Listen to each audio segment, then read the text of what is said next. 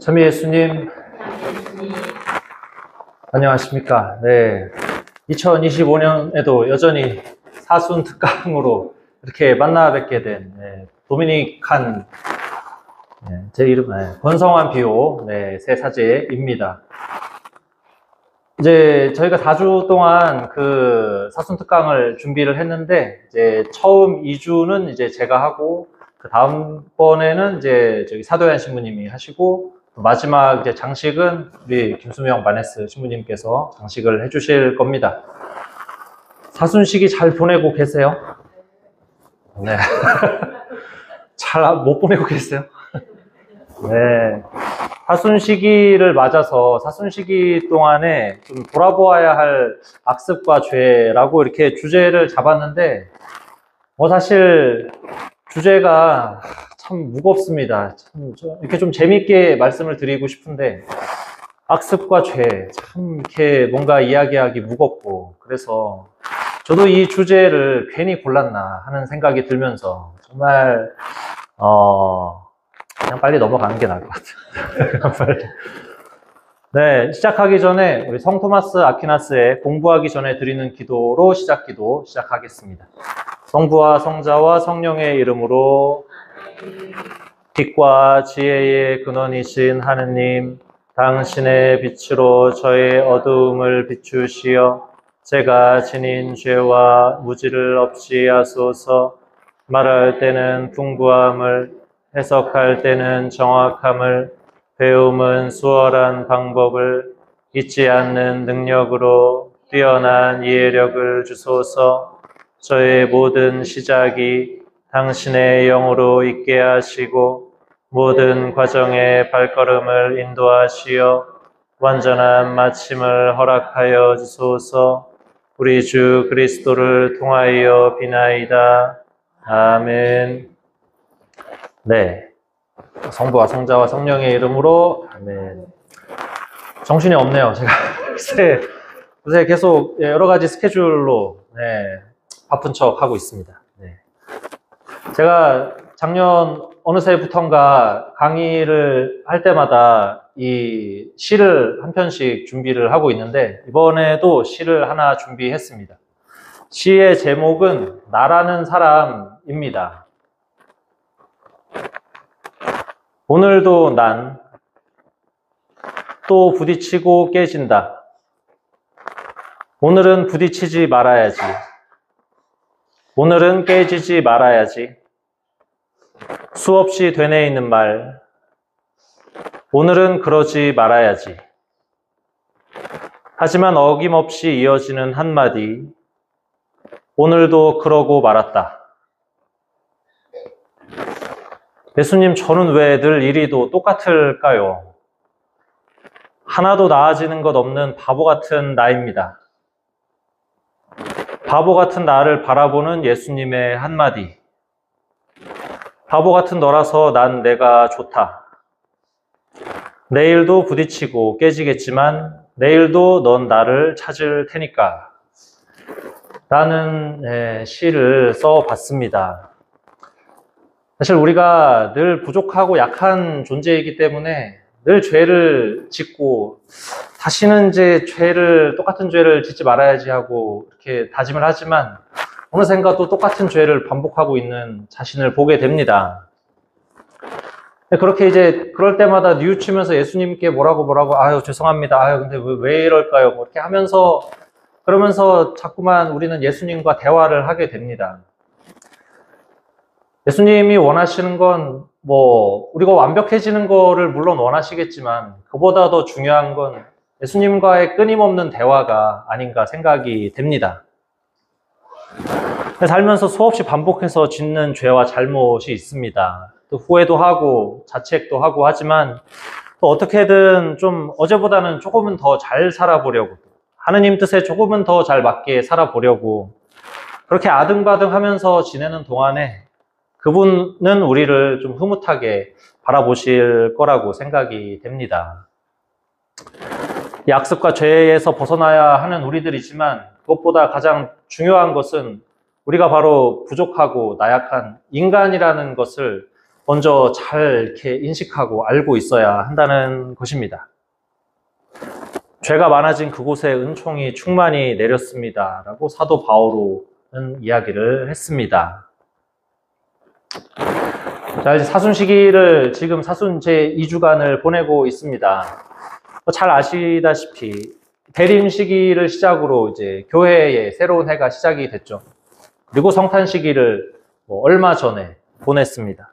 그리고 제2수요일을 시작으로 사순 시기를 보내고 있고, 다음 달 한 중순 그때쯤 되면 이제 예수님의 부활이라는 정말 기쁜 그런 날이 찾아올 겁니다. 그리고 또 연중 시기가 찾아오고 이렇게 한 해가 돌아갈 겁니다. 간단하게 사순 시기가 어떤 시기인지를 간단하게 말씀을 드리면, 제2수요일부터 성목요일, 주님 만찬 미사 전까지 이 주님 부활 대축일을 준비하는 어떤 참회와 또 회개와 기도의 시기라고 할 수 있습니다. 예수님께서 광야에서 40일간 유혹 받으시고 또 단식과 기도를 바치신 것을 기념하고 묵상한 데서 유래했다고 볼 수 있습니다.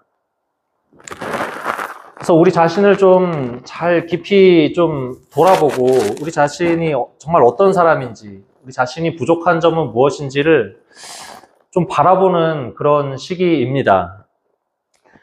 단식과 자선과 같은 그런 절제, 자발적인 절제도 중요하지만 형제적 사랑과 주변 사람들에게 이렇게 좀 나눔의 삶을 실천하는 그런 또 좋은 시기라고 할 수가 있습니다.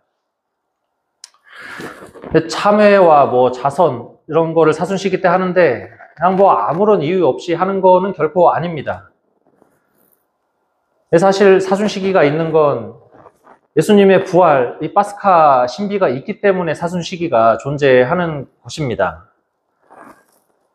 순환과 죽음을 겪으시고 마침내 부활하신 이 예수 그리스도, 부활에 우리가 참여하기 위해서 예수님께서 순환을 겪으셨던 것처럼 우리도 이 사순 시기에 조금이나마 그분의 순환에 동참할 필요가 있습니다. 그래서 사순 시기가 사실 존재한다고 할 수가 있겠습니다. 따라서 단순히 그냥 참회와 고행만 하는 시기가 아니라 예수님의 부활 신비에 비추어서 그분의 고통 또 죽음의 신비를 또 묵상하는 그런 시기입니다. 그래서 잘 우리를 돌아보고 참회하면서 막 인상 쓰면서 이렇게 너무 나는 왜 이렇게 죄가 많아 그런 시기라기보다는 부활을 기쁘게 맞이하기 위해 준비하는 그런 시기라고 할 수가 있겠습니다. 이제 본격적으로 사순 시기에 돌아보아야 할 악습과 죄에 대해서 이야기를 나눌 건데, 물론 제가 준비를 많이 했는데 물론 오늘 이것을 다 다루지는 못할 겁니다. 이제 다음 주가 또 있기 때문에 다음 주에 또 오늘 못한 이야기들을 또 이어서 할 겁니다. 잘 들어주시면 되겠습니다. 잘 아시다시피 악습의 종류는 정말 다양합니다. 우리가 덕의 종류가 정말 다양한 것처럼 악습의 종류들, 악습이라고 썼지만 죄라고 이렇게 바꿔도 말이 되죠. 악습의 종류가 교만, 절망, 질투, 불신, 탐욕, 나태, 어마어마하게 사실 많습니다. 네, 이렇게 악습의 종류들이 참 많습니다. 이렇게 각자 이렇게 보시면서 뭔가 특별히 더 약하다 싶은 부분이 있으실 겁니다. 일단 죄와 악습에 대해서 간단하게 좀 정의를 한번 보겠습니다. 죄는 일단 이성과 진리와 또 올바른 양심을 거스르는 잘못이라고 이렇게 정의를 하고 있습니다. 우리가 하느님께 짓는 죄, 또 나 자신한테 짓는 죄, 또 내 옆 사람들에게 짓는 죄, 여러 가지 죄들이 있죠. 이 죄는 선한 행위의 반대, 악한 행위라고 이야기할 수 있습니다. 그래서 하느님의 사랑 저버리고 이웃의 사랑도 저버리고 나 자신을 그릇되게 사랑을 하는 거죠. 이렇게 하면서 나를 잘 돌보고 있다고 느끼지만 실제로는 이기적인 사랑, 결국 나 자신을 해치는 그런 사랑을 하고 있는 것도 사실 죄라고 할 수 있습니다. 그럼 악습은 무엇인가? 악습은 습성입니다.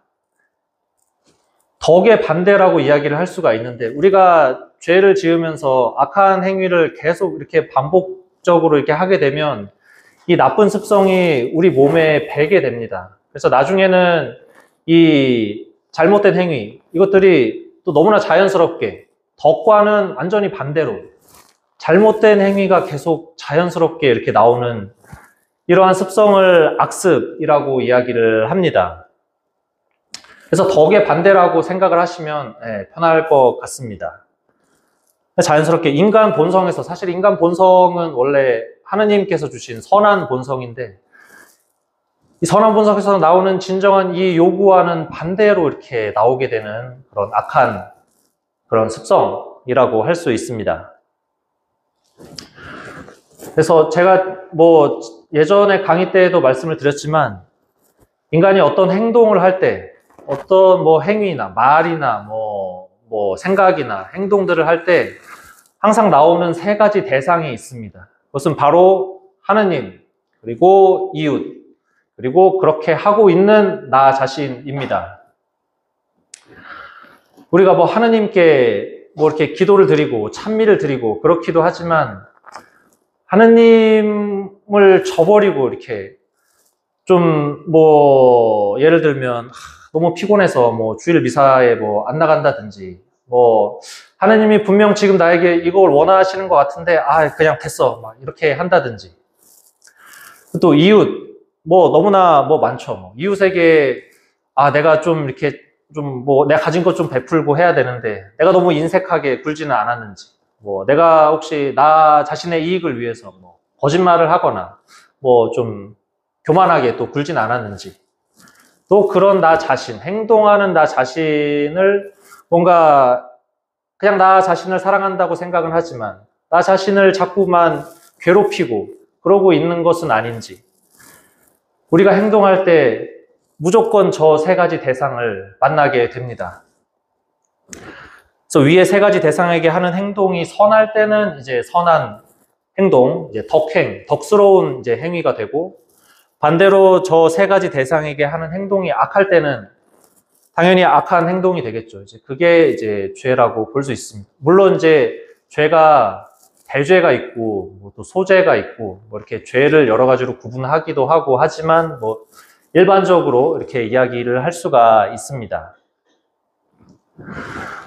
그 죄는, 그래서 아까 세 가지 대상이 나왔지만 하느님을 모욕하는 것이 되기도 하고, 나 자신의 인간 개인의 본성을 해치는 것이 되기도 하고, 이웃에게 이렇게 상처를 입히고, 또 우리 인간이 다 인류 공동체로서 이렇게 다 같이 살고 있는데 이 인간의 연대성, 이것을 해치는 것이 또 죄라고 할 수가 있습니다. 세 가지 대상을 다 이렇게 해치고 해하는 것이 바로 이렇게 악한 행동, 죄라고 이야기를 할 수가 있습니다. 자, 우리 토마스 아퀴나스 성인께서 사실 죄와 악습에 대해서, 덕에 대해서 이야기를 하시면서 죄와 악습에 대해서 이야기를 신학대전에서 사실 많이 이야기를 하셨어요. 제가 그것을 다 담을 수는 없고 그 중에 몇 가지 그냥 포인트를 가져왔습니다.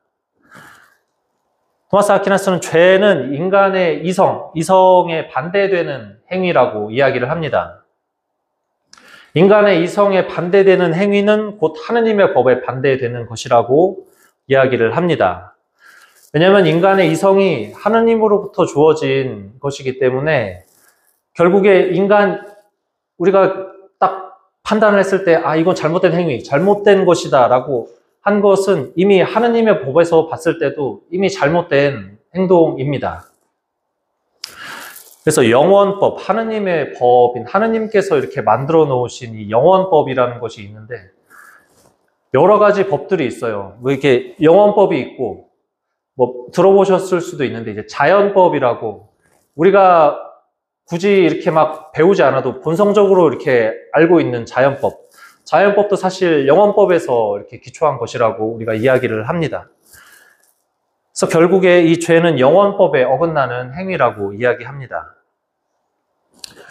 그래서 이 인간의 이성이 하느님의 이성에 참여라고 이야기를 합니다. 하느님께서 주신 것이고, 인간은 하느님의 모상대로 창조된 존재이기 때문에 그래서 하느님께서 하느님의 이성을 가지고 계시거든요. 그 인간의 이성이 이렇게 참여해서 하느님의 뜻이 어떤 것인지 우리는 인간의 이성으로 어렴풋이나마 알 수가 있습니다.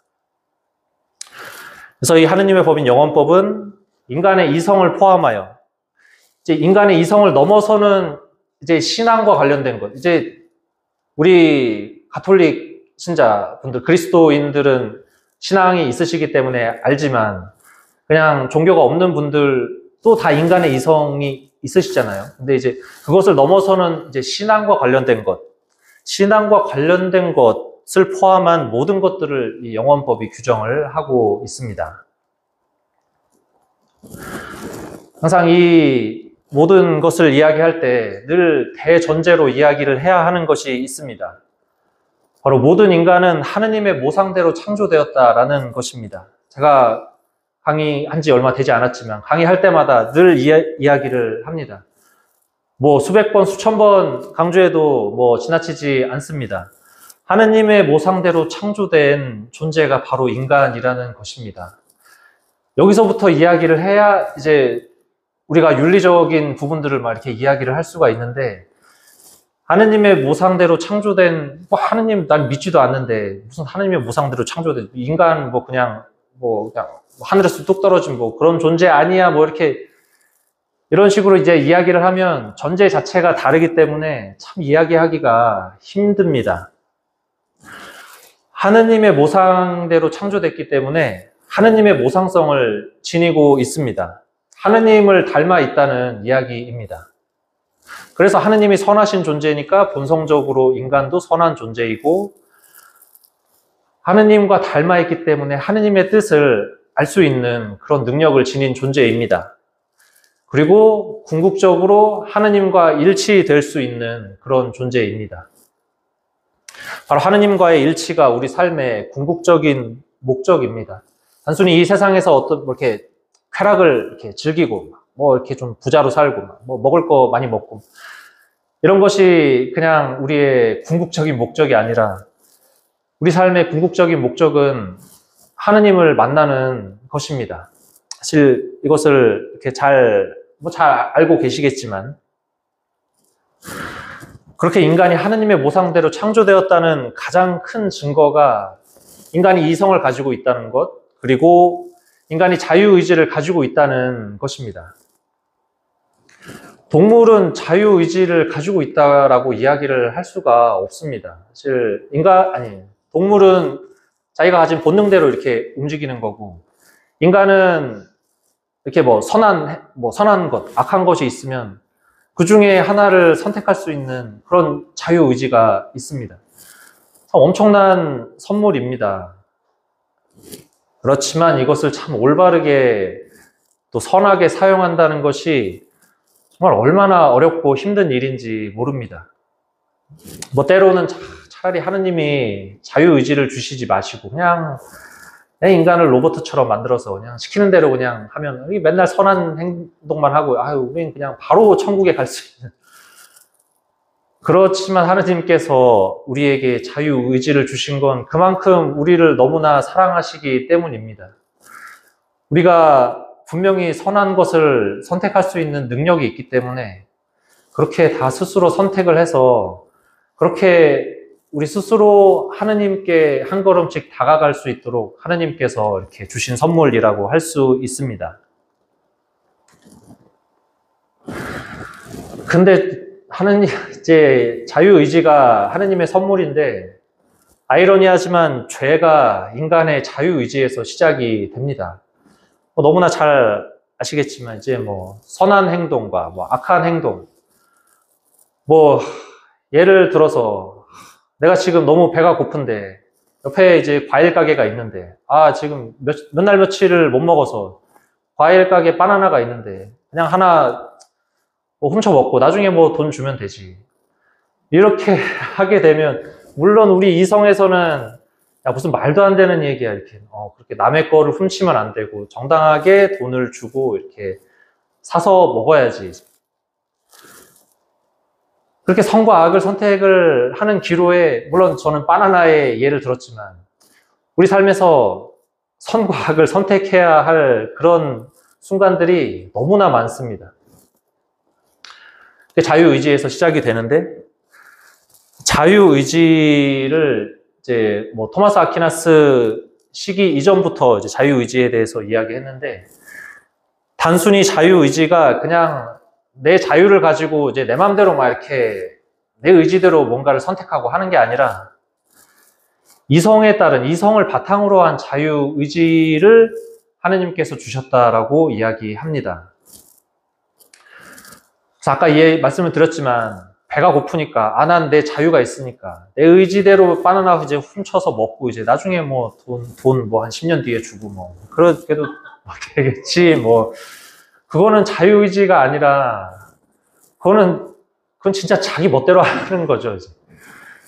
자유의지를 교회에서 이야기할 때는 항상 이성에 따른 자유의지를 이야기를 합니다. 그렇기 때문에 우리가 진리가 무엇인지를, 그래서 진리를 선택할 수 있는 그런 자유의지. 만약에 이성을 따르지 않는 자유의지면 우리가 진리가 뭔지를 뭐 알 수도 없습니다. 제가 예전에 강의 때 말씀을 드렸지만, 토마스 아퀴나스 성인이 인간 영혼에 4가지 능력이 있다라고 이야기했습니다. 첫 번째는 지성이고, 두 번째는 의지, 세 번째는 이제 감각적 욕구의 2가지가 있는데, 이제 첫 번째는 본노적 욕구. 예를 들어서 뭔가 누군가 이제 물에 빠졌는데 저 사람을 구해줘야 되는데, 저 사람 구해줘야 되는데, 나는 수영을 조금밖에 못하는데 나도 이렇게 잘못되면 어떡하지? 두려움. 그 두려움과 또 두려움에 따른 어떤 분노, 이런 욕구들, 욕정적 욕구, 무언가를 막 얻고 싶은 그런 욕구들, 이 4가지 능력을 토마스 아퀴나스가 이야기를 했습니다. 감각적 욕구, 이 분노적 욕구, 욕정적 욕구에서 나오는 움직임을 정령, 즉 감정이라고 이야기합니다. 지성의 목표, 이제 우리가 무엇이 옳고 그른지, 하느님께서 이제 어떤 것이 옳고 어떤 것이 그르다라고 이야기하신 것을 이렇게 파악하고 판단할 수 있는 이 지성의 궁극적인 목표는 진리입니다. 진리를 찾는 것이 지성의 목표이고, 의지의 목표는 선한 행위를 이제 하려고 하는 것이 의지의 궁극적인 목표입니다. 그래서 이제 선한 게 이제 뭔지를, 이제 진리가 뭔지를 일단 지성이 먼저 파악을 해야 되니까, 지성이 먼저 파악을 하고, 그 다음에 이제 우리가 파악한 이 진리, 선한 것을 의지에게 알려주고, 의지가 또한 이제 자유롭게 이제 의지를 가지고 이제 선택을 하게 됩니다.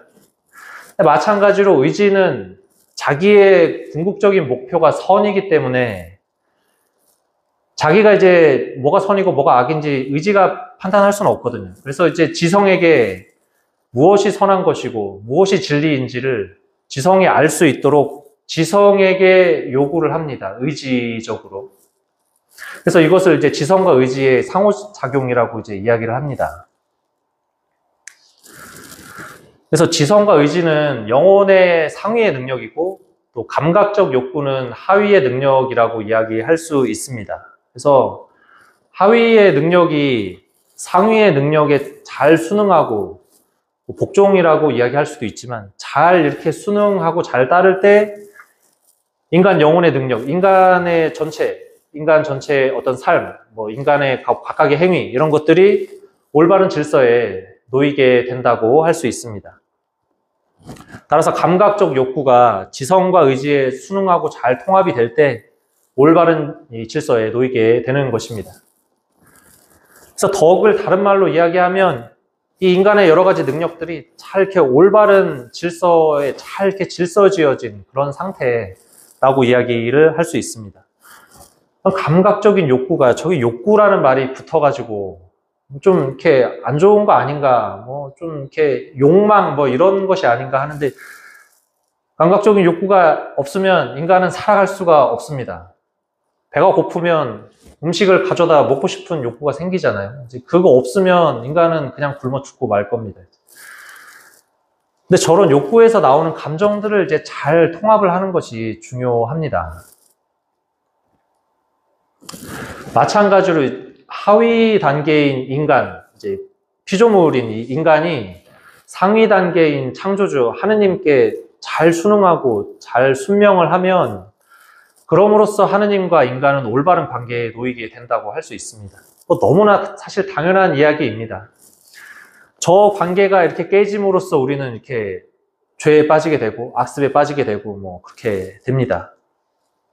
순명이 참 중요하다는 사실 이제 오늘 또 성요셉 대축일인데 요셉 성인도 이렇게 성모님이 갑자기 아기를 가지셨다고 해서 정말 얼마나 당황스러우셨겠어요.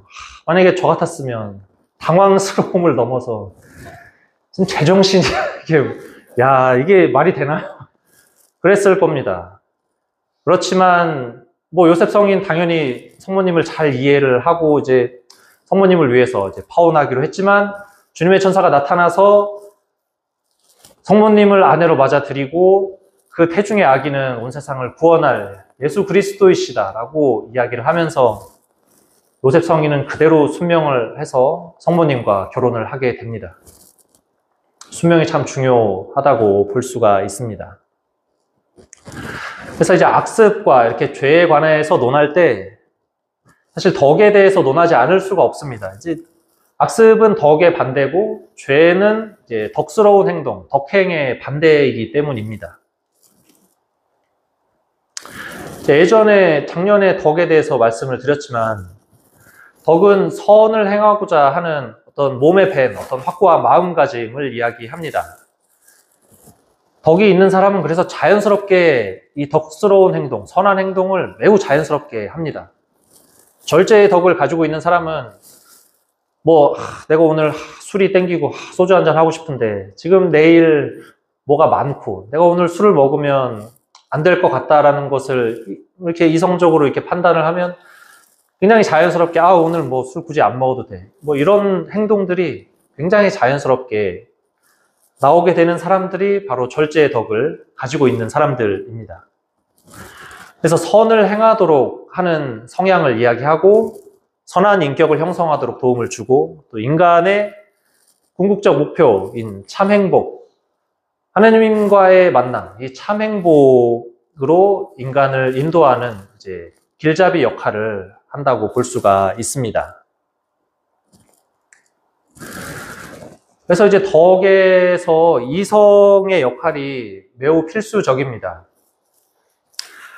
덕이 이제 반복된 행위들을 이제 함으로써 이렇게 덕을 갖추게 되는데 단순히 아무 행위나 이제 반복적으로 해가지고 그게 습관이 돼서 그게 덕이네라고 이야기할 수는 없습니다. 왜냐하면 이성적으로 판단을 했을 때 이거는 사실 절제나 현명, 용기 이런 것과는 전혀 상관이 없이 그냥 습관적으로 밴 그런 행동들이 있거든요. 이제 그런 것은 이성적으로 판단했을 때 아무리 습관으로 이제 붙어 있지만 덕이라고 이야기를 할 수는 없습니다. 그래서 이성의 역할, 무엇이 지금 올바른 행동이고 무엇이 지금 내가 하느님과 내 이웃과 나를 사랑하는 행동인지를 이성이 판단을 하는 게 필수적입니다. 그리고 이제 덕스러운 행위를 딱 한 번만 했다고 덕이 생기는 것이 아니라 이것을 이제 계속 반복함으로써 습관처럼 배워서 이제 하나의 성향이 되는 것이 바로 덕이라고 할 수 있습니다. 그리고 이성, 의지뿐만 아니라 감정과 같은 인간 전체의 능력을 다 활용해서 이것을 잘 통합시키는 것이 바로 덕이라고 이야기할 수 있습니다. 악습은 그냥 반대입니다. 이성이 왜곡된 상태입니다. 이성이 무질서해진 상태이지.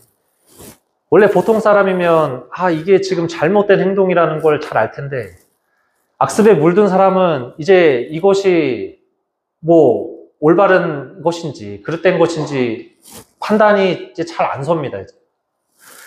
이렇게 뭐 예를 들어서 뭐 계속 이렇게 막 도둑질을 하고 이렇게 했던 사람이 처음에는 막 죄책감을 느끼고 또 양심의 가책을 많이 느끼고 하지만 이제 이게 너무 많아지면 나중에는 이게 옳은지 그른지 이런 판단 자체가 잘 서지 않게 됩니다. 그래서 이 이성, 의지, 감정 이런 것들이 잘 통합되지 못한 그런 상태를 또 이야기하고 악한 행위를 딱 한 번 했다고 해서 악습이 딱 생기거나 뭐 그런 것은 아닙니다. 마찬가지로 계속 뭐 거짓말을 반복한다든가 뭐 도둑질을 뭐 계속 반복한다든가 이렇게 막 교만한 행동을 막 이렇게 반복한다든가 이러면서 이제 악습이 생기게 된다고 할 수 있습니다. 그래서 우리 악습 또 죄가 사실 종류가 여러 가지가 있지만 특별히 사순 시기에 우리가 특별히 돌아봐야 할 죄를 저는 교만을 이제 선택을 했습니다.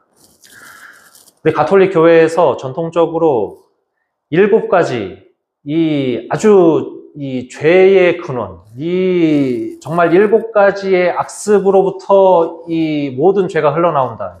7죄종이라는 말을 들어보셨을 겁니다. 뭐 교만이 있고, 뭐 인색, 뭐 탐욕, 뭐 음욕, 뭐 등등등 뭐 있는데 저는 그 중에서 전통적으로 모든 죄의 근원이라고 이야기하는 교만을 한번 이렇게 이야기하면서 좀 이렇게 생각할 거리를 좀 드리고자 합니다.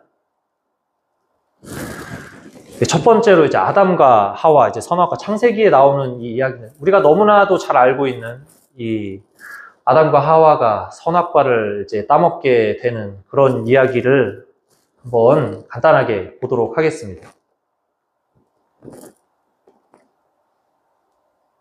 처음에 이제 하느님의 명령이 있게 됩니다. 하느님께서 아담을 창조하시고, 뭐 이렇게 뭐 동물들 창조하시고, 뭐 이렇게 많은 것을 창조하시고 나서 하느님께서 아담에게 말씀을 하십니다.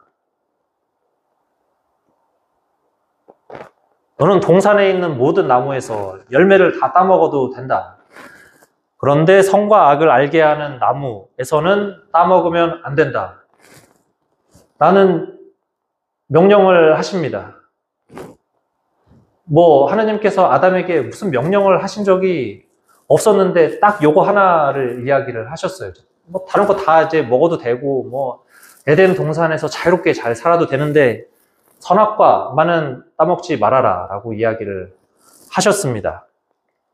그래서 아담은 그래 알겠어 알겠습니다 뭐 아담이 뭐 실제로 예 알겠습니다 그대로 하겠습니다 라는 뭐 말이 창세기에는 안 나오지만 아마 뭐 이제 하느님이 그렇게 이야기하셨으니까 뭐 알겠습니다 뭐 이제 그렇게 잘 받아들였겠죠.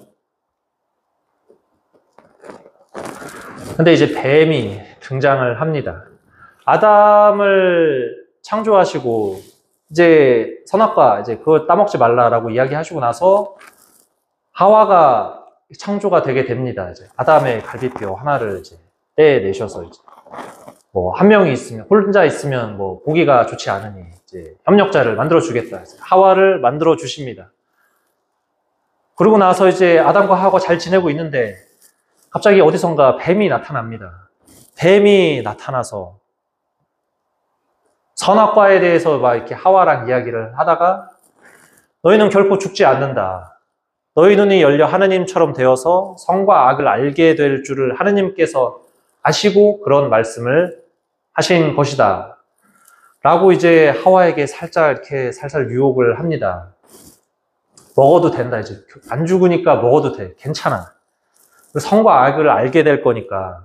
그러면 뭐 하느님처럼 이렇게 선과 악을 잘 분별하고 하느님처럼 될 수도 있지 않냐 뭐 이렇게 교묘하게 우리가 저 말을 그냥 성경에서 이렇게 그냥 읽었을 때는 이게 뱀이 너무 나쁜 이야기를 하네. 이렇게 유혹을 이렇게 하다니 그렇게 느낄 수도 있지만 실제로 우리 삶 속에서 누가 저런 말을 교묘하게 이야기하면 저게 유혹이라는 생각이 잘 안 듭니다. 그래? 그럼 저거 먹어도 되겠네. 몸에 좋은 거 아니야? 그리고 하와는 네이버 그냥 제가 썼는데, 그러니까 듣고 보니까 이제 저 열매가 굉장히 먹음직스럽고 뭔가 좀 이렇게 슬기롭게 해줄 것 같은 그런 느낌이 드는데, 이제 뱀의 얘기를 들어보니까 또 뭐 뱀이 얘가 뭐 괜히 뭐 그런 얘기를 했을 리도 없고, 그래서 일단 나도 한번 먹어보고 이제 내가 사랑하는 이제 아담에게도 좀 줘야지. 이제. 그러고 나서 하와가 선악과를, 하느님께서 선악과만은 먹지 말라고 하셨는데 먹게 됩니다. 그래서 이제 뱀의 유혹이, 악마라고 볼 수 있죠. 뱀의 유혹이 있습니다. 그러고 나서 이제 아담도 하와가 딴 이제 선악과를 받아서 먹고 이제 둘이 잘 먹었습니다. 그러고 나서 하느님께서 갑자기 너 어디 있느냐 갑자기 물어보십니다. 그러고 나니까 이제 아담과 하와가 갑자기 이제 자기네들이 이제 또 알몸인 것을 알고 또 하느님이 두려워서 막 이렇게 숨게 됩니다. 그래서 하느님이 하와에게 묻습니다. 너는 어찌하여 이런 일을 저질렀느냐. 뭐 이제 그러고 나서 뭐 하와에게는 뭐 앞으로 너는 이제 뭐 이렇게 아이를 낳을 때 엄청난 고통을 겪으면서 뭐 아이를 낳을 것이다. 뭐 아담에게는 앞으로 너는 고생을 하면서 땅을 일구어서 양식을 먹을 거다. 뭐 뱀한테는 너는 이제 평생 저주받을 것이다. 뭐 그런 이야기 하면서 아담과 하와를 에덴 동산에서 추방시킵니다. 그래서 내가 무슨 짓을 저질렀나. 분명히 엄청난 후회를 했을 것입니다. 에덴 동산에서 누릴 걸 다 누리고 있었는데 하느님이 이제 다 해도 되는데 저거 하나만 딱 하지 말라라고 했던 것을 이제 했던 것이죠. 이제. 물론 그 안에는 단순히 저 선악과가 뭔가 나를 좀 더 좋게 만들어줄 것 같은데라는 호기심도 있었겠지만 더 깊이 들어가 보면 내가 뭔가 하느님처럼 나도 이렇게 선과 악을 잘 알고 굳이 내가 하느님의 명령을 지켜야 돼? 라는 어떤 교만한 마음이 그 안 내면에 깔려 있습니다. 그래서 아담과 하와는 원죄를 짓게 됩니다. 뱀이 왜 나왔지? 원죄. 네. 그래서 최초의 인간인 아담과 하와가 하느님을 거슬러 지은 죄를 이제 원죄라고 이야기합니다. 잘 아시겠지만. 선악과를 먹지 말라는 하느님의 명령에 이 불순종을 하게 되죠. 이제. 아까 이제 순명을 함으로써 모든 것이 올바른 질서에 놓인다고 했는데, 불순명을 함으로써 이제 질서가 어그러지게 됩니다. 불순명의 원인이 바로 교만입니다. 하느님과 같아지려고 하는 이제 교만. 내가 저걸 먹으면 최소한 하느님과 같아질 수는 없지만 그래도 하느님급으로 이렇게 갈 수 있지 않을까. 내면에 깔려 있는 그 교만. 이제 내가 뭔가 최고가 되고 싶다라는 그런. 그래서 이 교만이 하느님과 이웃을 거스르는 사실 모든 죄의 근원입니다. 교만의 중심에는 항상 나 자신밖에 없기 때문입니다. 그래서 이제 어떤 사람이 또 이야기할 수 있습니다. 아니, 뱀이 유혹을 했기 때문에 순진한 하와가 이렇게 유혹에 말려들어서 그걸 먹었지. 아니면 하와가 먹었겠어? 물론 유혹을 뱀이 했죠. 이제 간접적으로 유혹을 하긴 했지만 실제로 그 악한 행위를 결정을 하고 그 악한 행위를 내가 하겠다라고 의지로 결정을 하고 실제로 행동을 한 사람은 하와 그리고 또 아담입니다. 우리가 누군가 엄청 유혹을 하거나 아니면 누군가의 잘못 때문에 내가 죄를 지었을 때 여러 가지 이제 죄의 경중을 따지는 그런 조건들이 있거든요. 물론 이제 어떤 강압에 의해서나 어떤 공포심에 의해서 내가 어떤 죄를 지었다. 이랬을 때 이제 죄가 이제 경감이 될 수 있지만 이제 이런 경우에 이제 유혹을 받았을 때 사실 이런 유혹 때문에 나는 뱀 때문에 죄를 지었어. 나는 죄가 없어. 이렇게 이야기를 절대 할 수가 없습니다. 살면서 우리는 모든 수없이 많은 유혹들을 겪기 때문에 결국에 그리고 이 행위를 한 사람은 하와입니다. 하와는 아주 온전히 잘 가지고 있었기 때문입니다. 아담 당연히 마찬가지죠. 하와가 그렇게 얘기해서 줬다고 이렇게 먹는 이런 정말 무식한 이런 그렇습니다. 첫 인간의 죄로 인해서 모든 인류가 이 원죄를 이제 물려받게 됩니다. 가톨릭 교회가 원죄에 대해서 뭐 개신교 마찬가지지만 원죄에 대해서 이야기를 하는데 원죄는 인간이 이제 출산을 통해서 첫 인간이 지은 이 죄가 계속 후대에 내려온다라고 우리는 이야기하고 있습니다. 그래서 뭐 아이가 이렇게 태어날 때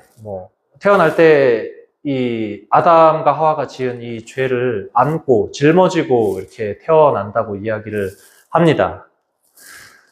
한편으로는 모든 인류가 다 이 우리의 첫 인간으로부터 나왔다. 그래서 우리 인간이 뭐 원죄를 지니고 있지만 그게 인간이 공동체를 이렇게 하나로 유지하고 있는 어떤 증거이다라고 이야기할 수도 있습니다. 그래서 인류가 보편적이다.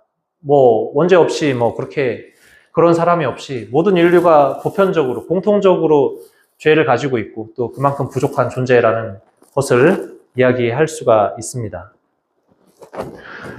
근데 이제 원죄로 인해서 아까 말씀드렸던 인간 영혼의 네 가지 능력, 지성, 의지, 그리고 분노적 욕구, 또 욕정적 욕구, 이 욕구의 이 네 가지 능력들이 손상이 되었다라고 이야기합니다. 원래 에덴 동산에 있었을 때 아담과 하와는 이 네 가지 능력이 전혀 손상됨이 없이 아주 온전한 그런 상태였습니다. 그래서 자기의 지성을 가지고 또 자기의 의지를 가지고 잘 이렇게 선한 행동을 잘 할 수가 이미 있었어요. 근데 이제 원죄를 지음으로써 이 인간이 그동안에 누리고 있던 은총이 상실이 되고 인간 영혼이 지니고 있던 이 능력이 손상이 되게 됩니다. 그 이후부터 인간은 우리가 가지고 있는 이성, 지성은 이제 무지의 상태, 의지는 불의의 상태로 빠지게 될 수 있고 분노적 욕구, 어떤 두려움을 이겨내고 막 이렇게 그렇게 할 그 욕구가 이제 비겁, 욕정적 욕구는 단순히 욕망만을 추구하는 이렇게 왜곡된 상태로 인간 영혼의 네 가지 능력이 이렇게 원죄 이후에 이렇게 되어버리게 됩니다. 물론 원죄에도 불구하고 인간 본성 자체가 완전히 망가진 것은 아닙니다. 그만큼 하느님께서 우리를 사랑하신다는 이야기이겠죠. 이제 죄를 지었지만 너네가 죄를 지었으니까 다 없애버리겠다. 이렇게 하시는 분이 결코 아니시죠. 대신에 이렇게 죄의 상태에 놓이게 된 인간이 하느님과 예전에 에덴 동산에서 아담과 하와가 이렇게 잘 온전한 아주 이렇게 사랑스러운 관계를 누리고 있었던 이 관계가 이제 완전히 어긋나 버리게 됩니다. 원죄는 우리가 개인의 노력으로 우리가 아무리 선한 일을 이렇게 많이 하고 사람을 돕고 정말 이렇게 선한 일을 한다고 해서 없어질 수 있는 것이 사실 아닙니다. 그래서 원죄를 씻어내기 위해선 누군가가 필요했습니다. 잘 아시겠지만 바로 예수님이십니다. 우리 인간이 죄의 상태에 놓여 있고 하느님과 인간과의 관계가 이렇게 어그러져 있는 상황에서 우리 인간을 죄에서 해방시키시고 우리 인간을 죄에서 구원하시기 위해서 오신 분이 바로 예수 그리스도이십니다. 그래서 그분이 우리를 구원하시기 위해서 이렇게 순환을 받으시고 또 십자가 위에서 이렇게 죽음을 당하시고 또 마침내 부활하셔서 부활하심으로써 우리를 이제 모든 인류를 원죄에서 해방시키시고 이제 구원해 주신 분이십니다. 그리스도의 순환 죽음, 부활, 파스카 신비 너무나 잘 아실 겁니다. 그래서 그리스도를 통해서 우리 인간이 하느님의 은총을 받아서 원죄에서 해방이 되고 다시 우리가 하느님과 온전한 관계를 다시 회복을 하게 됩니다. 그렇기 때문에 그리스도께서 당연히 무조건 필요하셨던 분이시겠죠. 로마서 로마서에 보면 사실 그 한 사람의 범죄로 한 사람을 통하여 죽음이 지배하게 됐지만 은총과 의로움의 선물을 충만히 받은 이들은 예수 그리스도 한 분을 통하여 생명을 누리며 지배할 것입니다. 이렇게 나와 있고, 만 사람의 불순종으로, 아담의 불순종으로 죄인이 되었듯이 예수 그리스도 한 사람의 순종으로 많은 이가 이제 의로운 사람이 될 것이다 라고 이야기를 했습니다. 근데 중요한 게 한 가지가 있습니다.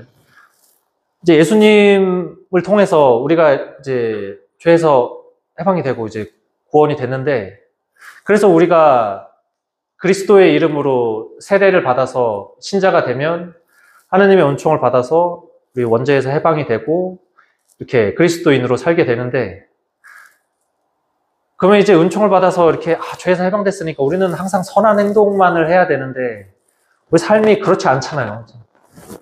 세례 받았다고 해서 맨날 이렇게 선한 행동만 하는 사람이 없습니다.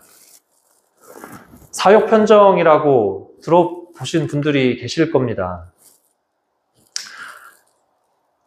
세례를 받아서 이제 은총을 받아서 우리 인간이 죄에서 해방됐지만 남아있는 우리의 어떤 흔적, 우리의 상처가 있습니다. 그것을 이제 사역 편정, 예전에 이제 사역 편정이라고 이야기하고 요새는 이제 욕망이라고 이야기를 하는데 뭔가 더 좋은 말이 있을 것 같아요. 영어로는 concupiscence, 라틴어로 concupiscence인데 죄로 기우는 경향이 우리 안에 사실 남아 있습니다. 그만큼 우리가 부족한 존재이기 때문입니다. 나약한 우리가 그래서 죄에 빠지는 또 안타까움을 또한 보여주게 됩니다. 어떤 분들이 물어보시기도 하십니다. 아니 이제 세례를 받고 은총을 받았는데 그러면 이제 내가 이제 완전해져야 되는 거 아니냐? 왜 나는 맨날 이렇게 또 죄 짓고 또 이렇게 나약한 모습을 또 보이고 세례 받았다고 좋은 거 하나도 없네. 이렇게 물어보시는 분들이 있습니다. 인간이 온전해지려면 결국 지상 생활을 다 마치고 온전히 다시 하느님께로 가야 합니다. 우리 인간이 하느님으로부터 나와서 다시 하느님으로 돌아가는 이 지상 생활의 여정을 우리가 하고 있거든요. 이 지상 생활의 여정을 마지막 날에 하느님을 만나서 온전히 마치는 그 날에 우리가 완성이 될 것입니다.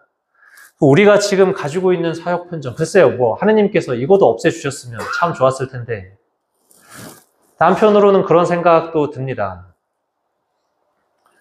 죄로 기우는 경향이 있기 때문에 우리가 죄를 짓지만 은총을 받고 지금 이것이 죄고 나는 다시 하느님과 올바른 관계로 돌아가야 돼라고 우리가 늘 뉘우치고 다시 그렇게 하고 있잖아요. 우리가 계속 성숙해지고 계속 하느님을 꾸준히 바라볼 수 있게 만드는 것이 또 사역 편정이 아닌가 하는 생각이 듭니다. 이거는 제 생각입니다. 우리에게 만약에 사역 편정이 없으면 늘 선한 행동을 맨날 할 테니까 선한 행실을 해서 막 이렇게 덕을 쌓고 하느님 나라의 보물을 쌓을 기회가 없을 겁니다. 근데 우리가 죄로 기우는 경향이 있기 때문에 그 경향을 잘 다스리고 우리가 선한 행동을 계속하면서 하느님 나라의 보물을 계속 쌓을 수 있는 그런 기회를 또 주신 것이 아닌가 그런 생각이 듭니다. 제 생각입니다.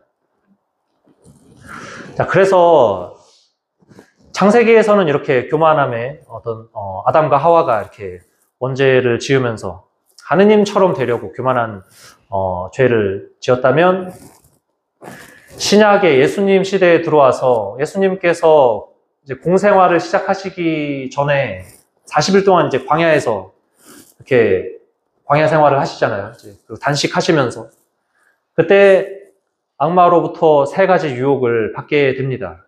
이제 지난주 이제 사순제 일주일 그때 복음이 이 복음이었는데 그렇습니다. 자, 이 얘기도 많이 긴데 제가 이걸 이제 다 하면 여러분들은 이제 집에 가실 수가 없습니다. 그래서 집에 가셔야 하기 때문에 그래서 잠깐만 보여드리면 물론 이제 다음 주에 이어서 하고 다음 주에는 이거에 이어서 제가 아까 말씀드렸던 이제 칠죄종, 뭐 교만, 뭐 인색, 뭐 음욕, 탐욕, 뭐 이런 것들이 구체적으로 어떤 것인지, 우리가 삶에서 얼만큼 이 악습에 노출이 되어 있는지를 다음 주에 말씀을 드릴 겁니다. 그래서 뭐 간단하게 보면 뭐 이렇게 돼 있습니다. 첫 번째 유혹이 이제 당신이 하느님의 아들이라면 이 돌더러 빵이 되라고 얘기를 해보시오. 악마가 지금 노리고 있었습니다. 예수님이 성경을 보면 예수님이 40일 동안 단식을 하고 계셔서 극도로 시장하셨다라고 나오거든요. 정말 너무나 배가 고프고 이제 목도 마르고 정말 배가 고프면 육체적인 고통이 장난이 아닐 것입니다. 그런 상황에서 밀려오는 그런 유혹들은 우리가 평상시에 겪는 유혹이랑은 차원이 다른 유혹일 겁니다. 그럴 때 악마가 지금이 기회다라고 예수님께 다가가서 저 얘기를 합니다. 배가 고플 테니까 하느님의 아들이니까 빵, 이게 돌 많은데 빵 하나 만들어서 먹어라 이제. 예수님께서 분명히 안에서는 수많은 이 소용돌이를 겪으셨을 것입니다. 이제 그렇지만 이야기하십니다. 사람은 빵만으로 살지 않는다라고 성경에 기록되어 있다라고 이야기를 하시면서 성경 말씀, 하느님의 말씀을 가지고 악마의 유혹을 물리치십니다. 뭐 이런 식으로 이제 세 가지 유혹을 다 물리치시게 되는데, 뭐 이거는 이제 다음 시간에 이제 이야기를 너무 이제 다음 시간에 하니까 너무 좋다 이제 잘 끝났네라고 생각을 하시는 분들이 많겠지만 이제 다음 시간에는 정말 재미있게 하고 싶은데 정말 아직도 경험이 많이 필요한 그런 그렇습니다. 어떻게 끝내야 될지 모르겠네요. 감사합니다. 이렇게 재밌다고 말씀을 해주시고. 그래서 다음 시간에는 요거에 이어서 이야기를 하고 또 칠죄종에 대해서 이야기를 하는 시간을 가져보도록 하겠습니다. 마침 기도로 영광송 바치고 마치겠습니다. 성부와 성자와 성령의 이름으로 영광이 성부와 성자와 성령께 영원히 아멘. 성부와 성자와 성령의 이름으로 아멘.